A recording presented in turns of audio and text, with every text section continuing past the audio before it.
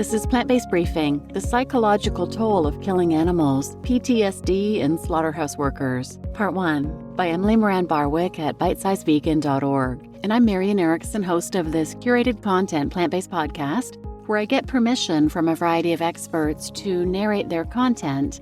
And I try to keep each episode to about 10 minutes or less every weekday. This one is longer than that, so I'm splitting it into two parts. Reading Part 1 today and Part 2 tomorrow. It's by Emily Moran Barwick. Her website is amazing.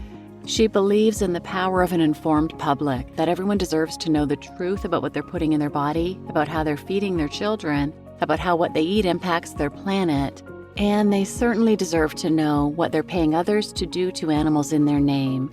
And that's what today's episode is about, Slaughterhouse Workers. There was a tragic story that came out of the news about a week ago about a slaughterhouse worker in Hong Kong, a man in his 60s who was killed on the job. A pig he was killing was fighting for his life, as many of them do, and it ended up resulting in the death of the human as well. And many people on social media expressed their lack of sympathy for the worker, saying he got what he deserved, how can anybody do that job? Lots of people wonder how anybody could work in a slaughterhouse. I don't believe it's anybody's dream job. Nobody says when they're asked as a young child, what do you want to be when you grow up? Nobody answers, I want to be a slaughterhouse worker. And I don't think the slaughterhouse workers are any worse. I don't think they're any more responsible for what happens to animals in the slaughterhouse than the people who are paying for that to be done, the people who eat meat, the vegetarians who eat dairy and eggs, because the chickens who lay eggs and the cows who produce dairy end up in those very same slaughterhouses. It's all just part of the messed up system of normalized violence. But enough from me. Now let's hear what Emily Moran Barwick has to say, and let's get to today's plant-based briefing. The Psychological Toll of Killing Animals, PTSD and Slaughterhouse Workers, Part 1, by Emily Moran Barwick at bitesizevegan.org. I once visited a very small slaughterhouse in Virginia.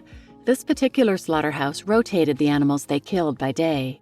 I happened to be there on a pig day. Before entering the slaughterhouse to observe the kill floor, I peered over the wall of the holding pen outside. There was a group of pigs milling about and two slaughterhouse workers talking in the middle. One pig approached a worker wearing a blood-stained smock and nuzzled his side. The worker glanced down and started petting the pig, who readily laid down for a hearty belly rub.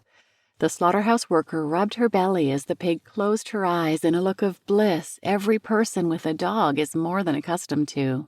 After a minute or so, he patted her head, saying, "Okay, I've got to go," and headed back into the kill floor, where he would later stab that very same pig in her carotid artery. As far as slaughterhouses go, the one I visited was a far cry from the industrial, mechanized kill lines that run at a staggering speed with haphazard results. But in many ways, I found it almost more disturbing to see the very same man shower a living being with affection, only 2 moments later take her life. This apparent emotional disconnect is hard for even meat-eaters to reconcile. There's a reason most people don't kill the animals they consume. But as much distance as we may like to place between ourselves and the animals on our plates, there's no avoiding the reality that purchasing animal products is simply a way of having others kill in our name. And just as we dare not think of what the animals have experienced to make it to our grocery store, we equally resist considering the experience of those who took their lives.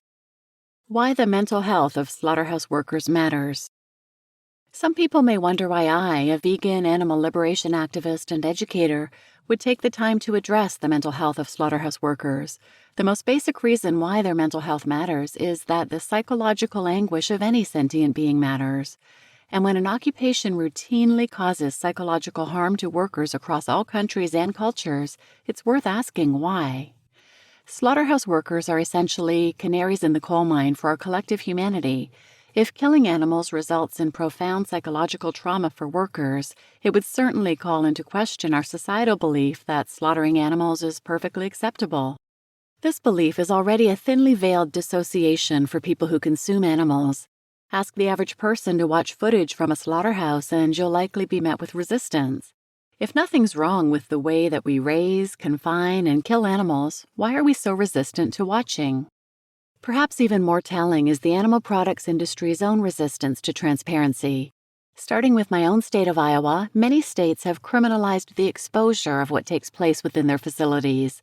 These so-called ag-gag laws place severe penalties of jail time and fees upon anyone who shows the inner workings of our animal agriculture system. Again, if there's nothing to hide, why take such extreme steps to prevent exposure? For some animal rights activists, it may seem that focusing at all on the health of slaughterhouse workers pulls attention from the real victims, the animals themselves. It's a common misconception that being vegan means one has no concern for human rights.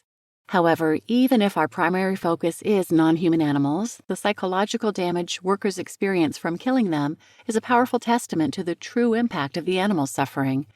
The harm to workers flies in the face of viewing non-human animals as objects or commodities.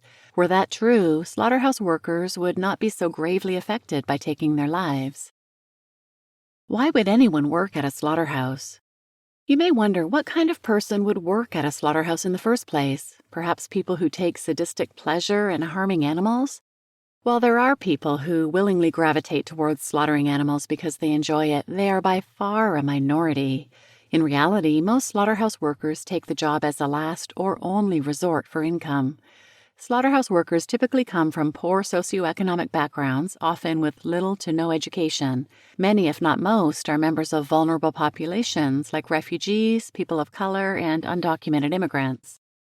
Former slaughterhouse worker turned animal activist Virgil Butler shared about the makeup of his coworkers in a speech about his 9 years slaughtering chickens for the multinational corporation Tyson Foods. Quote, "Most are very uneducated. Some of them can't even read a comic book without some help. Tyson actually employs somebody to assist with job applications because most people can't fill them out.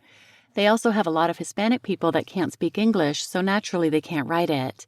You've got a bunch of people here that really couldn't possibly hope to get a really good job, so they're stuck working for Tyson, and Tyson knows it. They pick on rural communities for that reason," unquote. This makeup of the workforce is echoed across countries from South Africa to Denmark to Turkey to Australia to really anywhere. The lack of options workers face also explains why they stay, despite facing one of the highest illness and injury rates of any profession, and having to carry out horrific brutalities most people can't even imagine. Virgil Butler describes this desperate position, recounting how workers were expected to remove improperly hung chickens from the line, quote, "any way you can. If that means ripping that chicken in half, that means ripping its leg off. If that means ripping its foot off, you do it. If you don't do it, you're fired. There's no choice. They tell you straight up, you are the most expendable human beings on earth," unquote. The prevalence of PTSD in slaughterhouse workers. It's rather telling that, at least at the time of my research for this article and video, when typing slaughterhouse workers into Google, the very first autosuggestion is slaughterhouse workers PTSD. Studies across countries and cultures show clear evidence of psychological trauma from working in slaughterhouses, though this is still a largely under-examined population. Workers studied have exhibited and reported a range of symptoms including anxiety, depression, recurrent violent dreams, paranoia, dissociation, panic, a sense of disintegration, an increase in aggression in and outside of work, substance abuse, amnesia, suicidal ideation, and even psychoticism. Slaughterhouse workers are particularly prone to a form of post-traumatic stress disorder, or PTSD, called perpetration-induced traumatic stress, or PITS. The concept of PITS was first introduced by sociologist and psychologist Rachel M. McNair in her 2002 book, Perpetration-Induced Traumatic Stress: The Psychological Consequences of Killing. McNair describes PITS as a form of PTSD symptoms caused not by being a victim or rescuer in trauma, but by being an active participant in causing trauma, meaning the psychological harm results from having caused the traumatic event. McNair argues that this resulting trauma suggests that the human mind is not well suited for killing.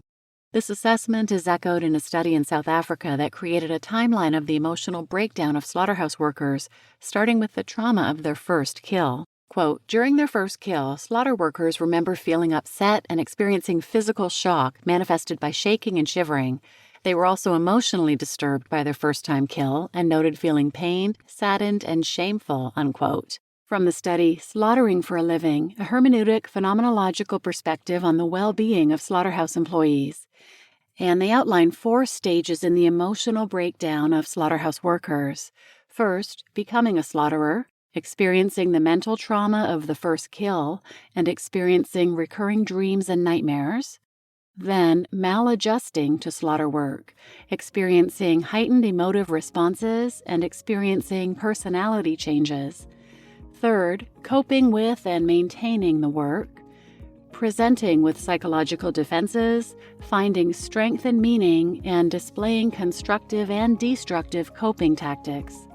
And fourth, living with the psychosocial consequences of slaughter work, work-life spillover, and experiencing social detachment and isolation. You just listened to The Psychological Toll of Killing Animals, PTSD and Slaughterhouse Workers, Part 1, by Emily Moran Barwick at bitesizevegan.org. And I'm Marian Erickson, your host. And please tune in tomorrow for the second half of this article. And please share this episode with anyone who might benefit. And thanks for listening.